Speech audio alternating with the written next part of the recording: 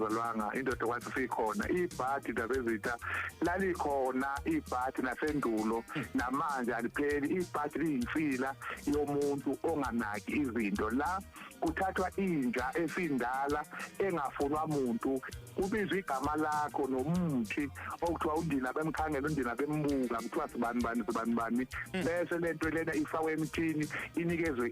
inja kathi idlalete negama lakho wena usuzothola ithunzi elibizwa ngebhadi okungukuthi le yanja mayiqhamuka iyahetshezwa le yanja mayifika noma ikuphi iyagcoshwa ngoba injembe qothukile le yanto iyenza ukuthi uma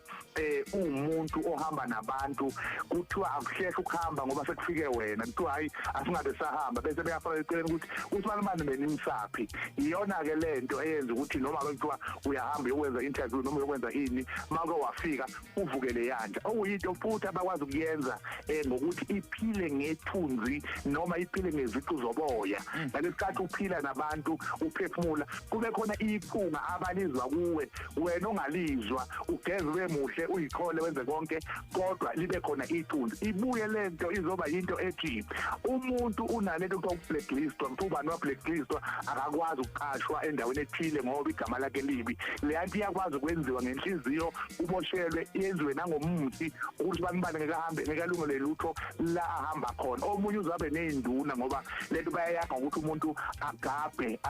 ebiza igama lakho ngomuthi othile ingakho ke lento siyibiza ngebhadi ngoba ibhadi into ukuthi abantu bengasinda bonke emotweni kule mali wena abantu beqashwe bonke wena ungaqashwa ngoba uhamba nalelifu eliyibhadi ngithi ngindlela kanjalo ngenxa yesikhathi ndabezithu yazi into engithinta kakhulu la ukhuluma khona ngegama ukhuluma ngoblacklistwa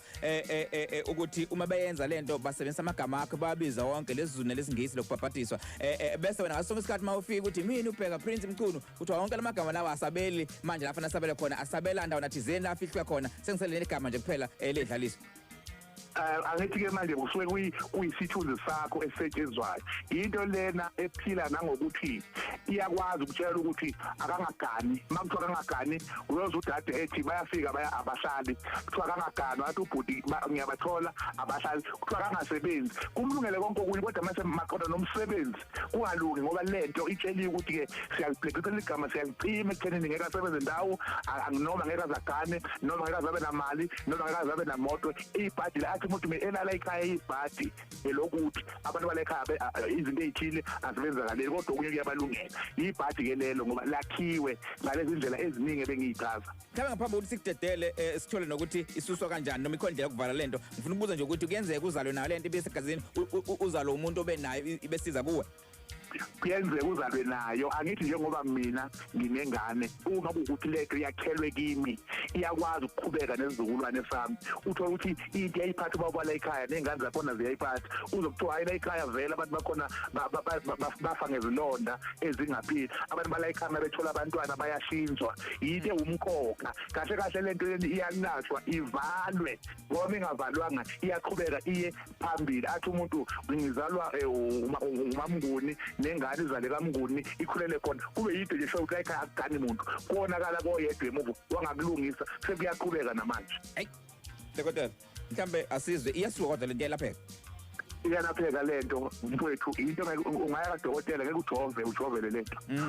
ungadla amaphilisi impela kodwa lawa okulapha ibhadi ngekwathole kufunakala umuthi ohlanganisiwe okuthiwa umnyamathi umathunze intaba ngoba lento awuyazi ukuthi uyenziwa ubani uyitholiphi enye iyangena ngokuhamba emncwabo ungagezi izandla ungagezi amathunzi bese kunamathela awukhela isinyama iyalapheka ngemithi yesintu okumele ihlanganiswe ugezwe uphinde futhi unake i-treatment yokuthi uyaphalaza uyageziswa ukuze iphume lento usale nawe unephunga elihle uzalwe kabusha Mfowethu angazi simngenyawo ngoba ihloko njengalezi sithinta thina sithinta abantu abaningi umuntu ayibuza ukuthi izinto zami zacuceka kwenze njani umuntu othi uhamba nale ibhadi iyogana noma shade nomunye umuntu zifika into zalo muntu ishone phansi ngenxa ukuthi sekufike yena nebhadi lakhe asibuze ukuthi abantu afuna ukubuza imibuzo ethe xaxa bengakuthola kuphi imibuzo yami ngicela bengene lapha kulokhuzana ku YouTube Dr. Mnguni bazokwazi ukufika lapho bangithole bese bephinda futhi beye na Facebook nakhona ngiyatholakala bese beyangifonela kunansi number ithi 031 301 301 yes 0812 0812 asiphi 031 031 301 301 0812 0812. inamba le